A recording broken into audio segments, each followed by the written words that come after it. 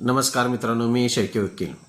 आजच्या व्हिडिओमध्ये आपण घटना आणि कायदेशीर तरतूद आणि त्यासाठी केस लॉ काय आहेत हे पाहतो. मित्रांनो, उमा आशिष घाटे विरुद्ध आशिष अनिल घाटे 2018/4 MLJ 365 सदर सायटेशन काय सांगते पहा. अतिशय महत्त्वाचं सायटेशन आहे मित्रांनो. पती पत्नीनं घटस्फोटासाठी मेहरबान कोर्टामध्ये अर्ज दाखल केलेला होता. त्यावेळी मुलगा हा त्यांच्या आईकडे, पती पत्नीच्या म्हणजे पतीच्या आईकडे मुलगा राहत होता. त्यावेळी पती पत्नीपासून मुलगा हा सेपरेटच राहत होता.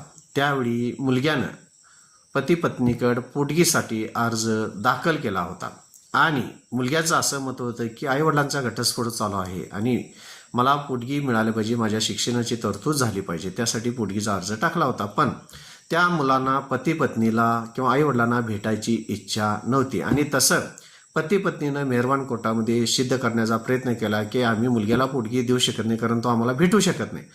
तर कोर्टानं असं अनुमोदन केलेलं आहे किंवा असे निर्देश दिलेले आहे की मुलगाची भेटीची इच्छा नसली तरी तुम्ही पालक म्हणून आणि तो मुलगा म्हणून तुम्हाला पोटगी ही द्यावीच लागेल. सदर सायटेशन ही अतिशय उपयुक्त आहे कारण अज्ञान मुलांना पोटगी हे देणे कायद्याच्या तरतुदीमध्ये अतिशय योग्य आणि कायदेशीर तरतूद मांडली गेलेली आहे. या सायटेशननुसार माझ्या चॅनलला सबस्क्राईब करा, लाईक करा, शेअर करा. धन्यवाद.